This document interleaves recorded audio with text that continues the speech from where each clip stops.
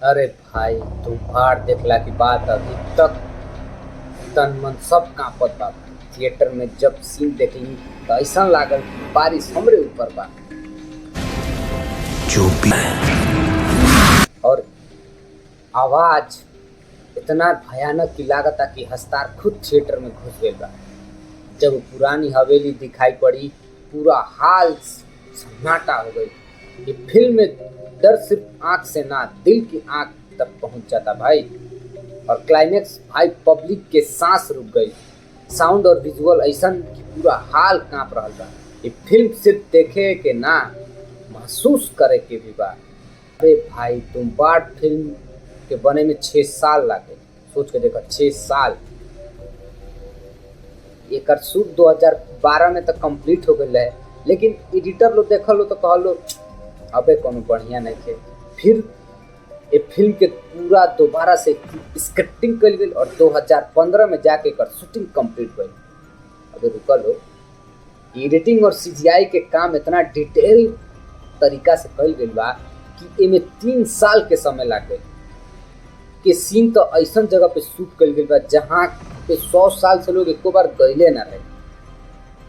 ये फिल्म जौन बात 2018 में रिलीज भइल, लेकिन ज्यादा वगैरह कौनी कमाई ना कर पैलस, या एक ज्यादा लोग के समझ ना पैलस। ये मूवी के जे थिएटर में गई कहलस कि अब ये टाइम से पहले बन गई बा।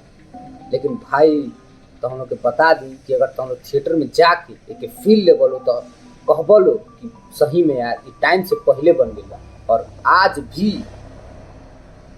13 अगस्त 2024 में भी जाके देख बोलो तो तुम लोग के ये रिएक्शन रही। फिल्म के बात कल जाए कैसन बा का नहीं थे, काहे में देखे लायक बा, काहे कर इतना आजकल हाइप बा। देखो भाई, असल हॉरर के मजा तब आवेला जब तुहार दिमाग के अंदर जाके खेले। अनजान चीज के डर सबसे गहरा असर डालेला। तुम बाढ़ एक ऐसा फिल्म बा जे तुहार सपना जैसन अजीब और डरावना महल में ले जात बा। एगो साइकोलॉजिकल हॉरर फिल्म बा, मतलब ऐसा जे तुहार मन के डर पैदा कर दी और खून खराबा भी देखावल गई बा। लेकिन सबसे जबरदस्त बात ई बा कि आम इंसान के एक डरावना राक्षस बना देले बा। लालची इंसान कभी कभी एक श्रापित प्राणी से भी ज्यादा खतरनाक हो जाला। और ये कहानी तुम्बाड़ के सबसे अलग बना देले बा।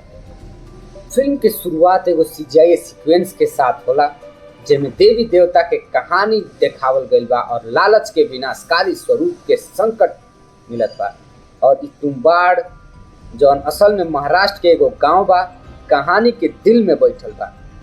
तोहार समझ में ना आई कि ज्यादा भयानक के बा में, गांव के महल या इंसान के अंदर छुपल लालच।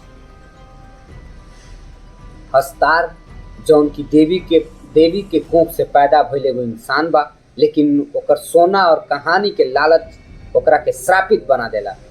और इस सोना के खजाना तुम्बाड़ के एगो महल के नीचे छुपा दिहल गइल बा। विनायक के माँ जमींदार के बुढ़िया के जे दादी के नाम से जानल जाताड़ी, वही के देखभाल करताड़ी, जे खुद हस्तार के श्राप के शिकार बन गइल बिया। वो बुढ़िया के देख के इतना डर लागी तो हम लोग के भाई कि तो हम लोग फ्रेडी क्रूगर के भी इनके सामने बच्चा समझे लग बोलो।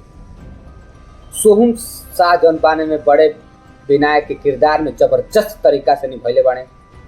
ई बंदा हस्तार के खजाना खोजे में अपन पूरा जिंदगी लगा देत बा और ओकर लालच ओकरा के ठंडा खून वाला आदमी बना देता।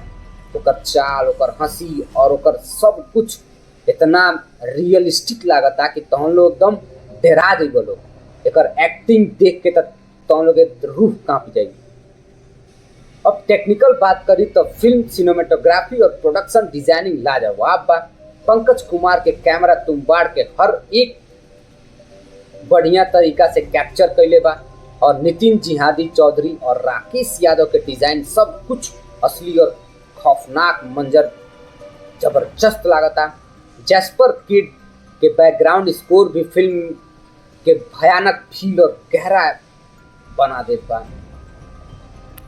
अब बात कल जाए ने राइटर लोग के तो मिथिलेश शाह, आदेश प्रसाद, आनंद गांधी और राही अनिल बारवे सब मिलके एकदम जबरदस्त कहानी लिखले बाने।